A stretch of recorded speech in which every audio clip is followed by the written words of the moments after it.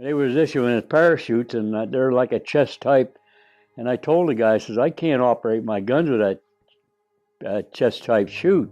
He says, oh, leave it out there behind you. He says, if you have to get out, he says, grab it, snap it on the way down. And he said, if it don't open, bring it back, I'll give you a new one.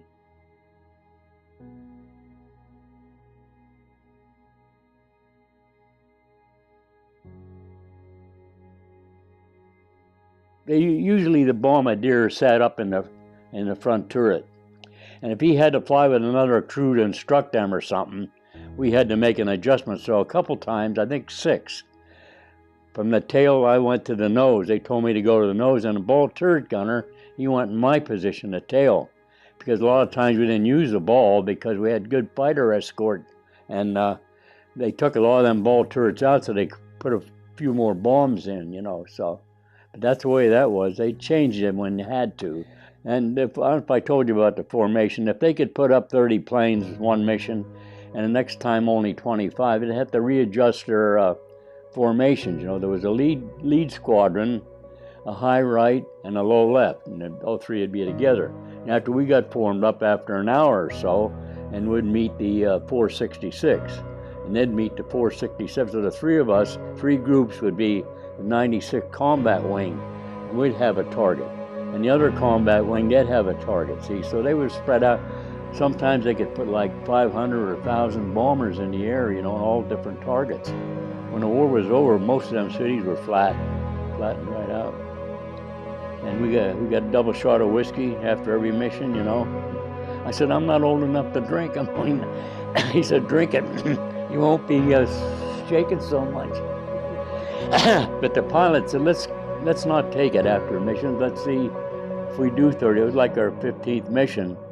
And so we didn't take it from the 15th to the 35th, and we had like 12 courts coming. So I ended up with a court myself because one of the guys didn't drink, and they take mine. So that was a big party that time. It was an Me-262 German, come down.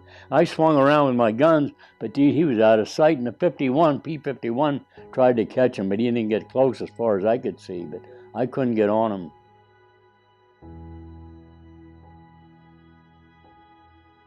One party would get you to a certain place where you could change clothes or something, and have something to eat, and then try to get you into a boat or to make arrangements with the British to land and pick you up, certain areas where they'd sent you, yeah. And then sometimes you'd have to go over the Pyrenees Mountains into Spain. That was rough, but some guys did it. Guys would go to a farm, but it would be in Germany, and the people would report them. You'd either kill them or report them, and then they'd take them to a Stalag. It was a prisoner in Germany. They call them Stalags. 10 or 15 days at home. Then we had to go to our area, went to Atlantic City.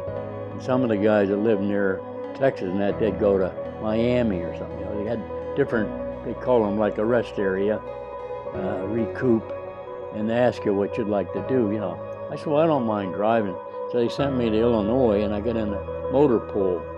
I'd go in town, pick up the officers, with a staff car, or drive the bus around, sometimes take some prisoners down to cut grass, in a GI truck. I sort of liked it. And one morning the lieutenant come by and he says, hey, your grandma died. He said, you want to go? We'll give you a week off or so. I said, I don't have any money. Go up to the Red Cross. He said, they'll loan you some money. So I went up there and they loaned me $40. I hitchhiked to Chicago. I got on a train. For a couple dollars, you go from Chicago to Philly for $2 or $3. It was cheap in them days. And I finally got in Philadelphia there and took a train up this way. There was 3 passenger trains here, east, and 3 west, every day in Renova. So you know how busy this railroad was. A railroad town. People would get on the afternoon, like noon train, get down Lock Haven, shop a little bit, and get on the other train, come back 3:30 or 4 o'clock every day. But I get back to base, and first payday, I paid $20 to the Red Cross. I owed them $40. In the meantime, they got a bunch of us together. You have to go out and fight forest fires.